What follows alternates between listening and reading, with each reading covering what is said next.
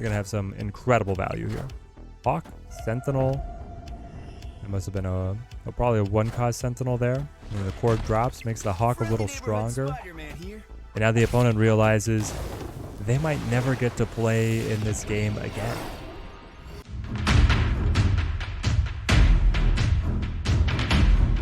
Welcome my friends, we're back with a brand new deck guide for you guys. This one titled Doom Storm. The opponent is in trouble, let's make it double. With unparalleled location lockdown, I am loving the way that this list is performing. Let's break it down. Now before we get into things, I know people are going to be asking the Nebula and the Jeff, what do you trade for those? You're looking at Scorpion, Nightcrawler, and the Iceman as your suitable substitutions. Those cards are going to perform very well for you. The core of the list is not the Nebula or the Jeff. The core of the list is Doomwave. We've got the She-Hulk, the Doctor Doom, and then the Wave, and then we have all of our location lockdown in the Storm, the Spider-Man, and the Juggernaut. Absorbing Man is positioned right in the middle here. Depending on how our card draws come in, we can pivot to different sets of combos. We can either be playing the Absorbing Man to be able to clip onto Doctor Doom if we have played Wave early, and then double Doombots flooding into the board is really oppressive for the opponent to be able to deal with.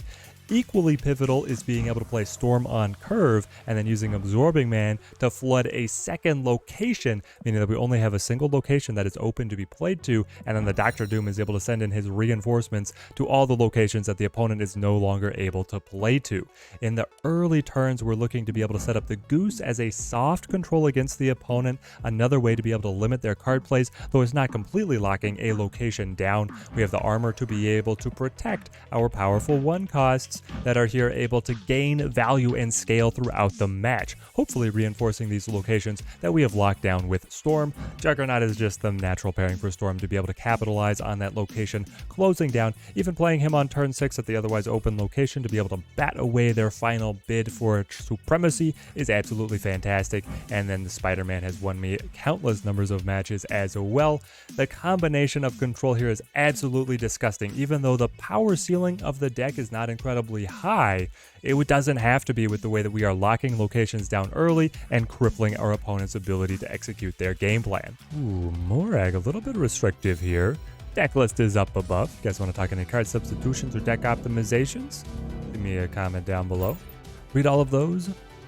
Love chatting about how we can optimize our lists. And I've got to say, this deck has done a lion's share of climbing for me this season. I absolutely love its position right now. Position in the meta, opponents are rarely capable of being able to respond to multiple locations getting locked down, and if you are Galactus, I've got your number. We have so many ways to be able to counter them, between Spider-Man getting us the dub, Storm locking stuff down so they can't really deploy the Galactus in a position that they wanted to, Juggernaut as kind of the prayer to bat him out of the sky. They can't play to Morag, they don't want to play to Flooding, and you gave me Wave. I love the Wave. We could either play Juggernaut now to be able to knock their play to the side. It could be Destroyer, which would be a little bit bothersome. Means that we would lose that lane. And then it's a kind of a twisted battle on can we make up the difference at Eternity range and come ahead at Morag? I think I will knock him out. I want Flooding to be mine. Ooh. Doc Oxbow. You get 3 of these. Goose. Doctor Doom into the Sunspot. It's a sharp idea. Fill up the lane where I can't get into Morag. Now I have no more plays for the rest of the game, but I think that we've established enough of a lead, and the Sunspot is going to be able to scale to the moon. The opponent doesn't have really any plays either. Victory. We take that one. Could we have snapped out of the Wave? Maybe we should have snapped even to double down even harder. Doctor Doom is a great play to Bar Sinister, it's true, but and Space Throne. Ouch. Ouch, ouch, ouch. I don't love the Bar Sinister. I'm wondering if I want to storm that, but I'm also wondering if I want to storm the Space Throne. Sure, Nebula is a great play to the Space Throne. Spider-Man is a good play to the Space Throne. Juggernaut knocking something into the Space Throne is probably our best line. I'm going to hope that Jam chooses to play here. Turn 3, you'd better have something to do, right? And now we get a knock into Bar Sinister. Okay. Electro. Yet another ramp. Are you Galactus as well? Am I going to just prey on Galactus all day today? I wouldn't mind. I would not be opposed to this line. What if I play Spider-Man? Sure. I can then go Absorbing Man. They are going to play the Space Throne. Do you have a Hobgoblin or something like that? Ooh, Profex. Profex. That means it's probably just Ramp. Joke's on you. I do own Jeff. I do own Jeff. Take me to a tie. Then we played a margin of victory. Let's go. Hold on. Is it like... Do I play the Sunspot is my question. I don't think I do. I will snap back. Sorry, Jam. I'm here to climb. Jeff is a beautiful piece, up against Ramp, able to squeeze through the Profex, able to squeeze past Sandman. Ramp is going to be able to do a lot. Ooh, the Doc Ock. All right. Now you get to see the Jeff. You get to understand. Look into his little shocky face and understand your own demise. And then he gets a couple more. I mean, margin of victory is looking pretty incredible for the opponent. 32 points. 32 points to my. We get the +8 here. They have no play. 29. Okay, 35 to 29. I got the Doctor too. Oh, man. Hold on. Why are you so... Oh, discounted from the wave. Right. Nowhere to play. That's because of the goose. Right. +6 on the Sunspot takes me to a total of...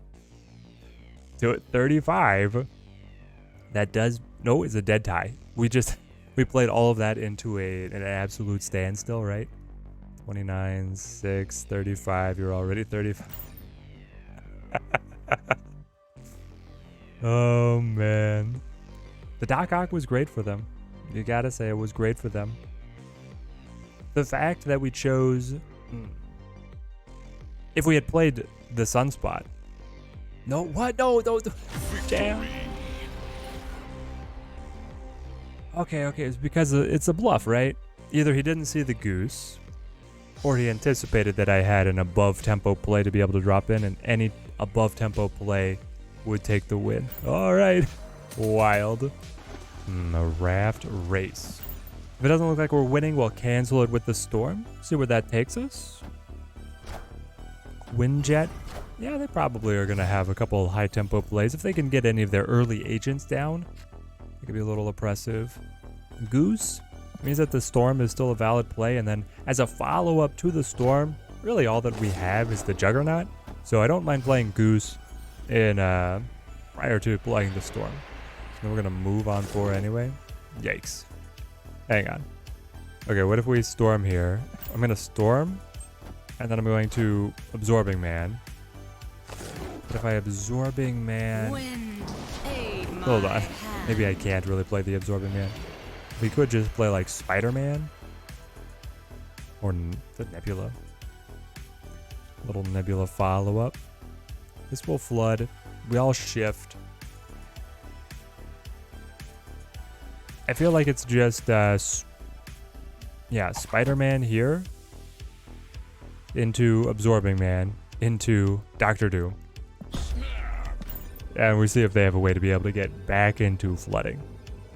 I don't think that they would in this list. I mean, they can create whatever. Moon Girl duplicated a bunch of cards. Quinjet, Zabu, both making them cheaper. They're going to have some incredible value here. Hawk, Sentinel. There must have been probably a 1-cost Sentinel there. And the cord drops, makes the Hawk a little stronger. And now the opponent realizes they might never get to play in this game again.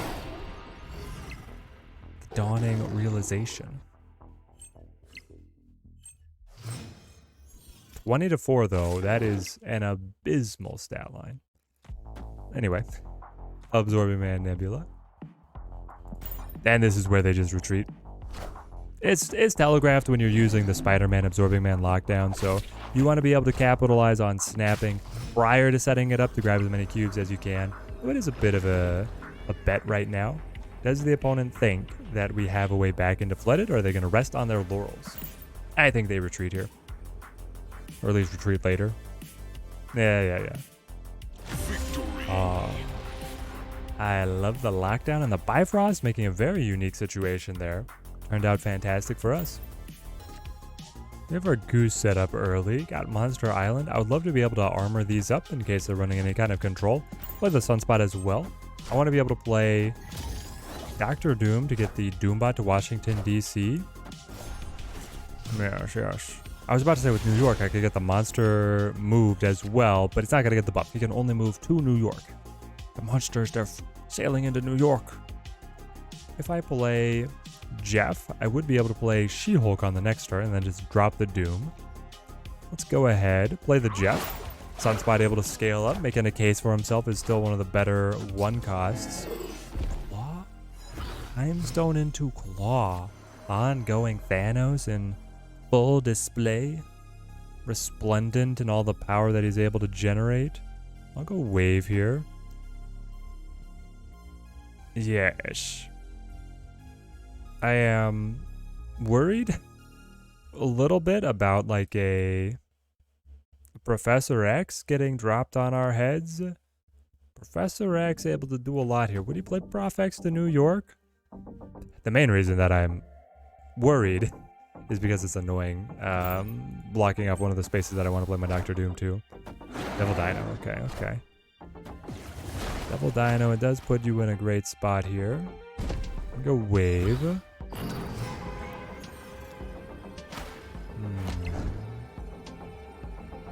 Fascinating. I have so much flexibility here with New York just opening everything up. If we play our... I want to like move to the side and then add She-Hulk and the Doombot, so that's a 14-point spike. It's very good for us. It would be an 11-point spike if I take the armor away, which wins right now. It's a question on where Devil Dinosaur is going to end up. He can't be any bigger. Unless he's buffed by the Spectrum, but even if he's buffed by the Spectrum, it just stays the same. They could add additional cards as well, though. Play you. Play you. Doom Wave. Doing the wave. Exactly what the deck wants to be able to do. And the extra buff from Washington, D.C. is the icing on top of the cake. Thanos wants to be able to combo a couple stones and other pieces together here. The wave going to prevent them from being able to do that. I don't think ongoing Thanos is going to run the She-Hulk or really gain any benefit whatsoever from the wave coming in. They wanted to probably, play like a mid-tier and then also drop a stone. Onslaught. Hold on. Onslaught on the claw.